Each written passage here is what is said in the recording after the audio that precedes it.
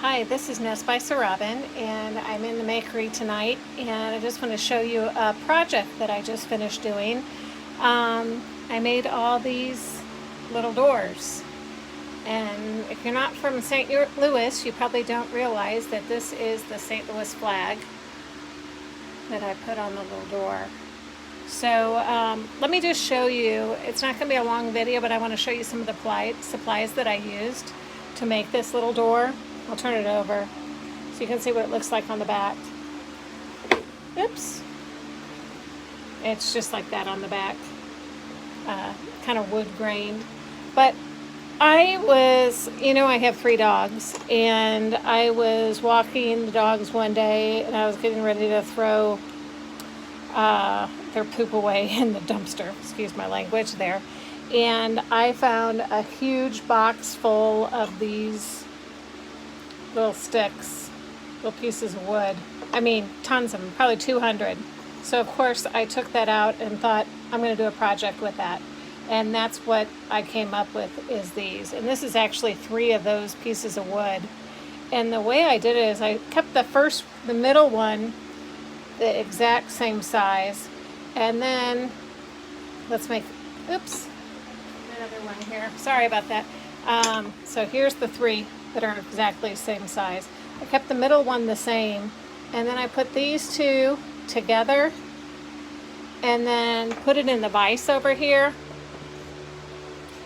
and then I cut at the diagonal so that both of these would be exactly, and it would be kind of symmetrical. So I went from here straight to that corner, and then I laid them out, and you can see that it's kind of angled up at the top. All these, they're all a little different because I wasn't using a pattern or anything like that. Then for the flag, my husband was doing something with a bunch of wood, and he had some little slivers of wood like this. He was going to throw them away, and I said, no, I will do something with that. So, and that's exactly what I did. I kept it for a while, but I just used a snipper like this. If you have one of these tools, I didn't even need to use a saw. It was so thin that if you used a saw, it would just break. So you could use the scissors, but I didn't want to break the scissors, and it just really easily just snips here. And then I sanded the edges so that they were really nice.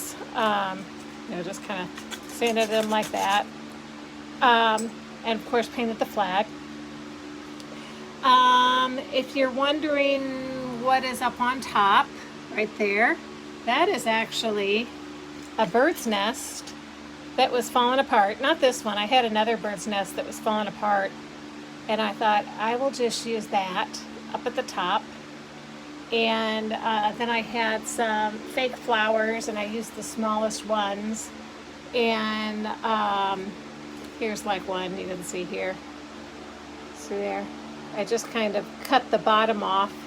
And then I used that Gorilla Glue that's water resistant, and that's good for outdoors.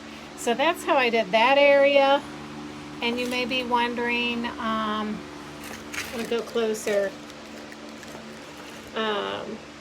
Right there, I don't know, they're not hinges. I don't know what the name of that is, but we live in an old neighborhood, and a lot of the houses have wood doors, Tudor style, and they have these things here. So that's why I made it look like a natural wood door.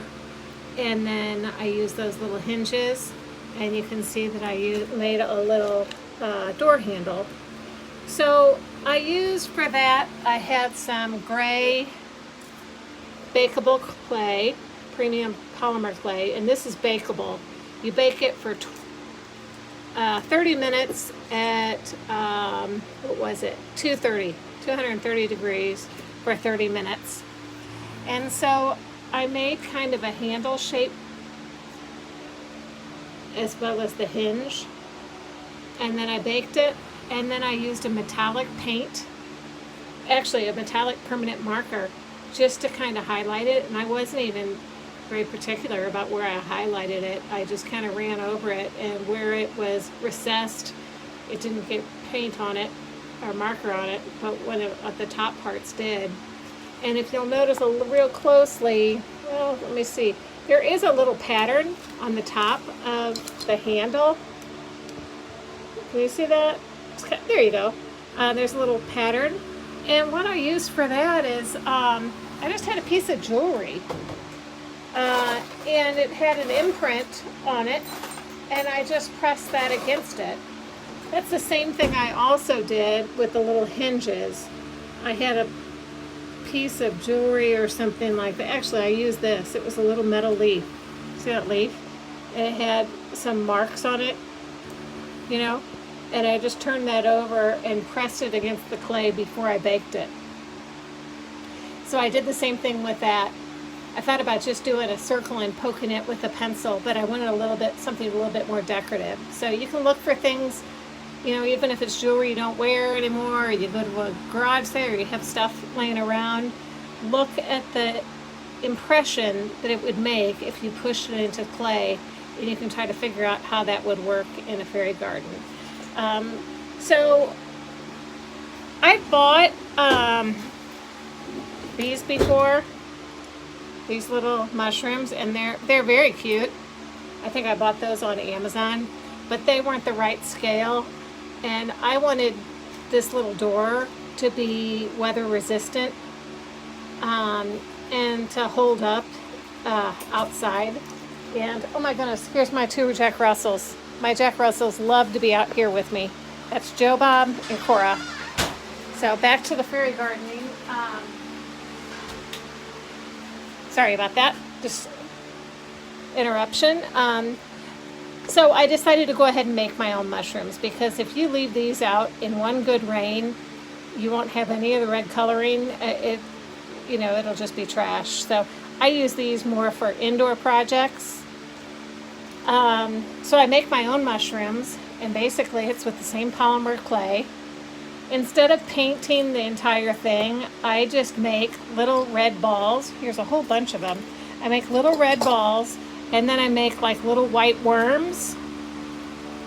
And once I have a red ball, then I poke it with a pencil. So there's a hole in there, and then I shove the little worm in that little hole and cut off the stem. And I make a whole bunch of them. I bake them, and when they come out, I put them in styrofoam like this, heads up, so that I can easily paint white dots on them. And they work very, very well. Now, if I'm making bigger ones, these small ones, for this project, I just hot glued them into like the moss at the bottom. But I also make these larger ones like this. And what I like to do is, because I use these outdoors, and these weather very well. Here, I've got a whole little display of them over here. What I do with these is I work off of a screw or a long nail. And the reason why I like to work off that is because it makes it very sturdy, and also gives you something to push into the ground with. So you're not pushing into the ground with the clay, so it keeps the clay longer, makes it last longer, and then also it's stabilizing and gets gripped into the ground a little bit better. So that's my fairy door for St. Louis. Here it is again, and I'm looking forward to putting this in my own fairy garden. Did I show you everything I had? Oh, I want to show you the back of this. So I used wood glue. I used wood glue like this to put this together. So I just basically glued on the edge of this and set them next to each other. So glued along here, glued along here, glued along here. And then I took a popsicle stick